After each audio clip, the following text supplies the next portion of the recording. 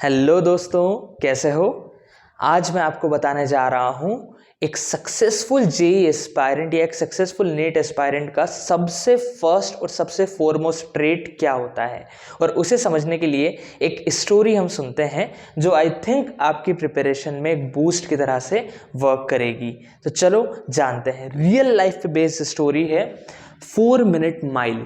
इस स्टोरी की शुरुआत होती है 1886 से, जब वर्ल्ड में प्रोफेशनल एथलेटिक्स स्टार्ट हो गए थे।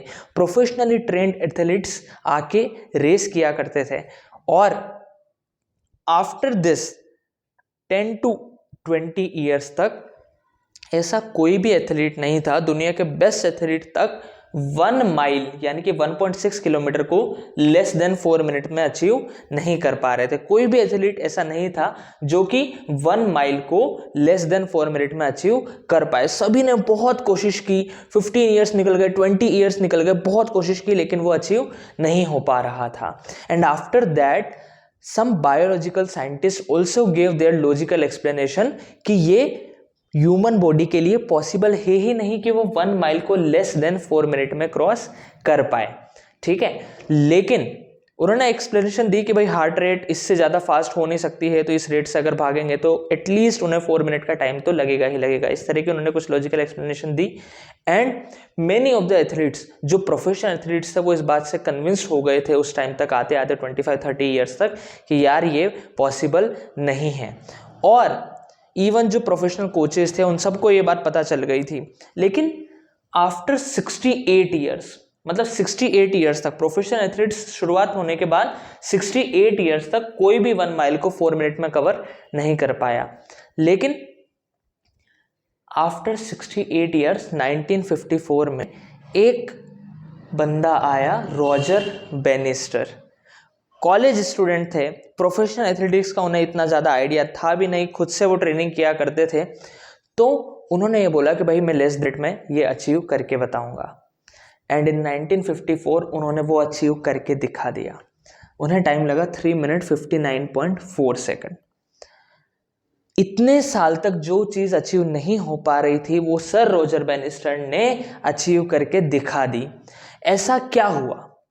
उसके पीछे 2 रीज़न है। देखो, फर्स्ट, साइकोलॉजिकल बैरियर। बहुत सारे एथलीट्स ने साइकोलॉजिकली ये मान चुके थे कि यार ये अचीव नहीं हो सकता है, तो वो कितना भी कोशिश कर लें, जब उन्होंने सोच ही लिया है कि ये चीज़ अचीव नहीं कर सकते हैं तो वो अचीव नहीं होगा। सेकंड थिंग, रॉजर बेनिस्टर के पास ये साइकोलॉजिकल बैरियर नहीं था। उनके कोई प्रोफेशनल कोच नहीं थे, उन्हें ज़्यादा पता नहीं था कि यार ये बायोलॉजिकली पॉसिबल है या नहीं है। उन्होंने सोच लिया कि यार ये होगा तो ये होगा। अब इससे भी ज़्यादा कमाल की बात क्या थी, ये चीज़ नहीं बता रहा हूँ मैं तुम्हें जो चीज़ सिखाना चाह रहा हूँ इस स्टोरी से वो ये था कि इससे भी ज़्यादा कमाल की बात ये थी कि सर रॉजर बेनिस्टर के रिकॉर्ड 4 मिनट से लेस देन में अचीव करने के जस्ट 46 डेज बाद, ये इंग्लैंड के थे, जस्ट 46 डेज के बाद ही सेकंड रनर ऐसे आ गए जिन्होंने 1 माइल को लेस देन 4 मिनट में कवर करके दिखा दिया। और उसके 1 साल के अंदर अंदर 3 एथलीट्स ऐसे आ गए और जिन्होंने 1 माइल को लेस देन 4 मिनट में अचीव करके दिखा दिया। तो ऐसा क्या हुआ भाई? जो चीज़ 68 ईयर्स तक अचीव नहीं हो पा रही थी, एक बंदे ने जैसे ही अचीव किया उसी 1 साल में 4 और बंदों ने वो चीज़ अचीव कर ली। ऐसा क्या हुआ? क्या कोई उस साल एकदम ह्यूमन इवोल्यूशन होगा कि भाई हमारी हार्ट बीट अब अच्छे से होगी और ह्यूमंस तेज दौड़ने लग गए? ऐसा कुछ इवोल्यूशन हुआ नहीं। सारा खेल था माइंडसेट का।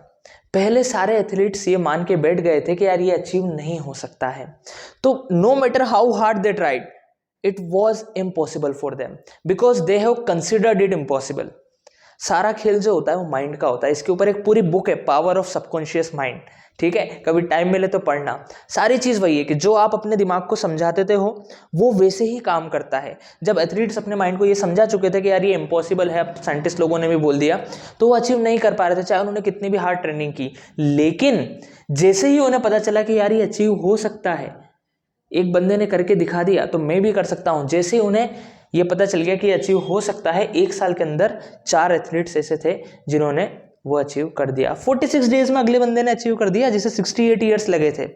और पिछले 50 सालों में 1000 से ज़्यादा एथलीट्स ऐसे हैं जिन्होंने ये फीट अचीव करके दिखा दी, 1 माइल को लेस देन 4 मिनट। पिछले 50 सालों में 1000 से ज़्यादा। तो जो चीज़ 68 सालों तक इम्पॉसिबल थी, अब उसे 50 ईयर्स में 1000 से ज़्यादा एथलीट्स ने अचीव करके दिखा दिया।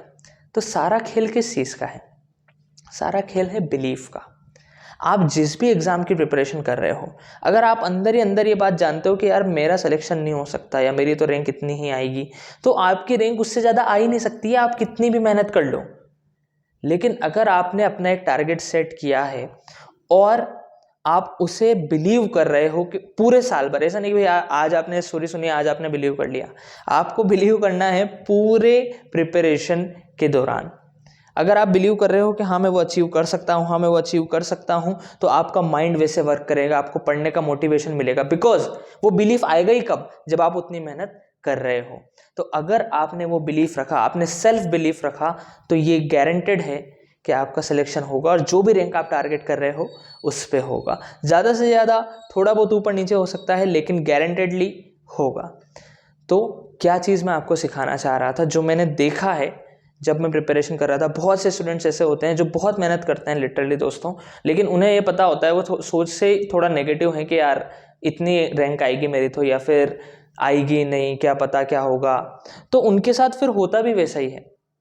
तो आपको हमेशा पॉजिटिव थिंकिंग रखनी है और सेकंड अपने आप पे बिलीफ रखना है। जो भी आप एग्जाम टारगेट कर रहे हो कि यार मैं ये अचीव कर सकता हूँ, उसके बाद ही आप उसे अचीव कर पाओगे।